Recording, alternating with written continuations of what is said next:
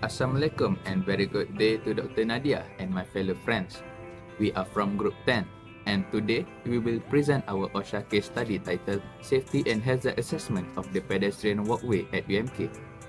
Our primary objective is to apply workplace safety framework to recognize and evaluate infrastructure hazard on campus. The chosen location is the internal pedestrian walkway network within UMK, which serve as the primary route for students traversing between academic blocks, cafeterias, and residential colleagues. Walkways in the central academic areas feature poor concrete floor and road barriers, while transitional zones mostly utilize interlocking concrete pavement blocks bordered by open grass field and drainage system. Because this entire infrastructure is outdoor, it is highly exposed to tropical weathering, heavy rainfall runoff, and soil erosion, which severely damage the walking surface over time. Its core function is to provide a secure, continuous passage that safely isolates pedestrians from vehicular traffic. Next, I will talk about our physical site assessment that reveals 4 critical physical hazards. First, structural failure. Concrete footings have heavily cracked and collapsed completely towards the ground slope near perimeter fence. Second, workspace obstacle. Poor housekeeping practice left heavy maintenance iron pipes lying on a sharp curved walkway, creating an immediate tripping hazard. And third, pavement surface damage. Interlocking bricks have shift and disappear, leaving deep potholes and highly dangerous, uneven walking surface. And fourth, inadequate lighting. The total absence of functioning street light along the roadside walkways at night creates dangerous blind spot. We also highlight 2 major environmental hazards.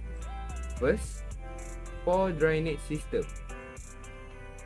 An uneven design gradient causes large rainwater puddles to pool and the walkway breaks, rendering the path slippery, muddy, and dangerous.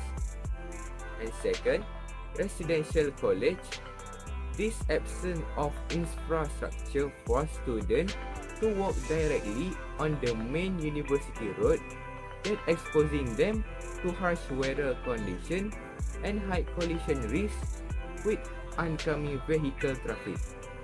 And primary group that are exposed to the streets on a daily basis include students, academic staff, and cleaning contractors who communicate across the campus, especially during peak hours.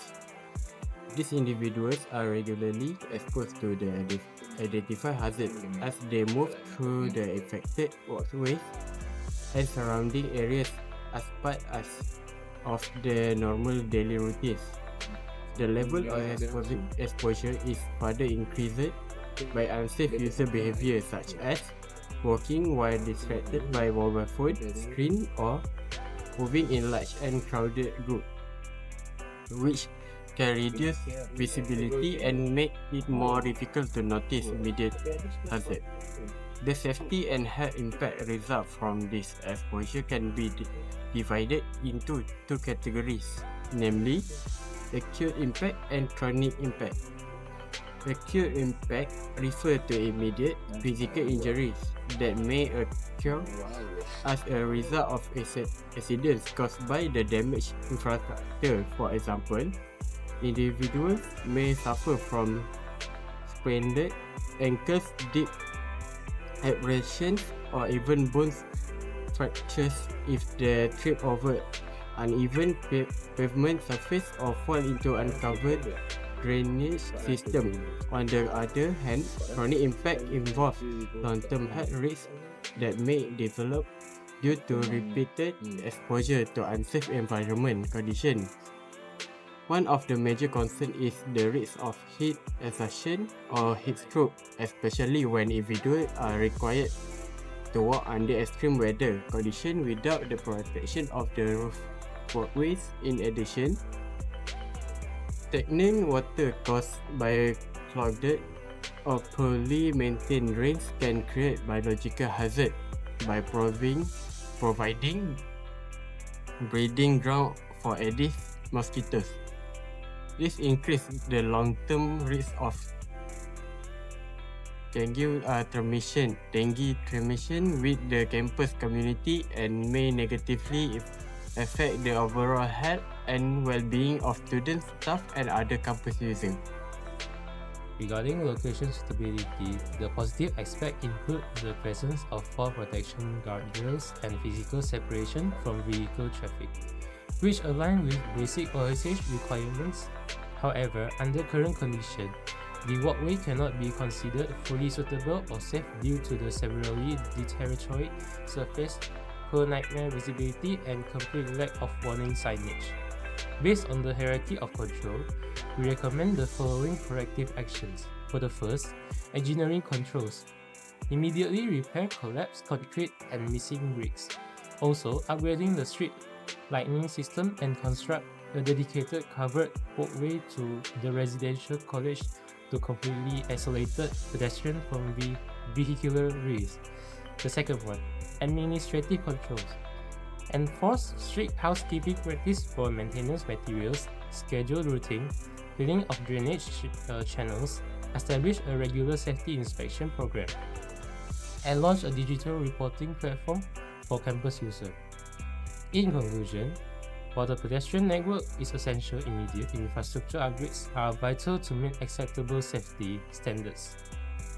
Implementing this proactive measure will significantly mitigate risk and reinforce UNK's commitment to OSH principles, ensuring a safer, healthier learning environment for all. That's it all from Group 10. Thank you.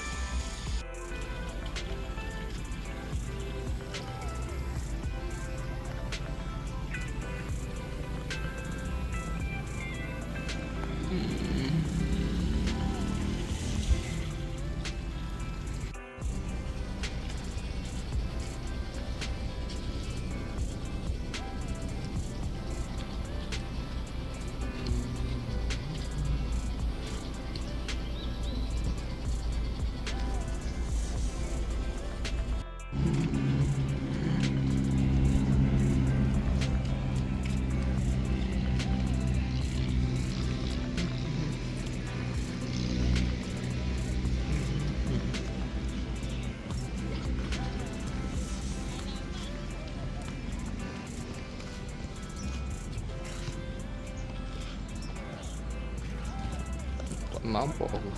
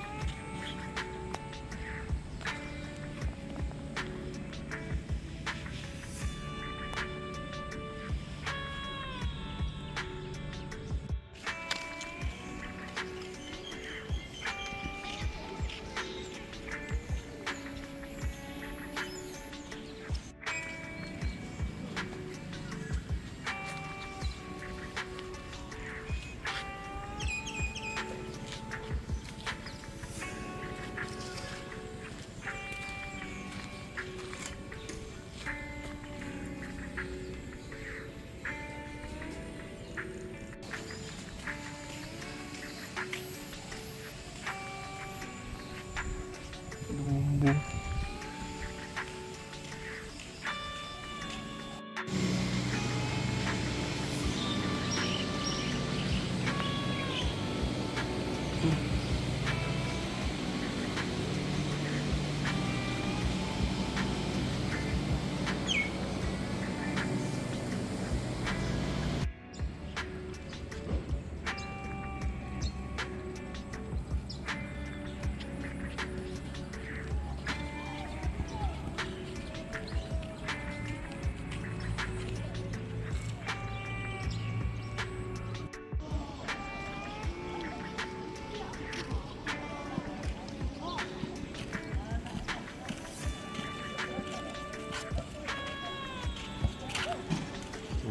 Lecak ni. Risau aku tak akan kau agak risau.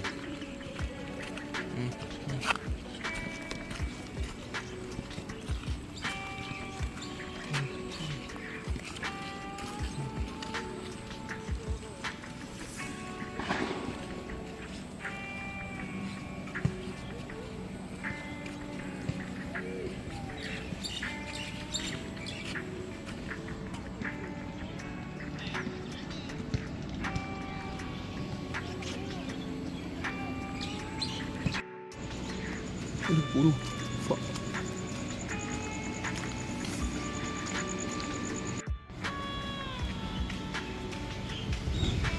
Tak ada, dia tak ada.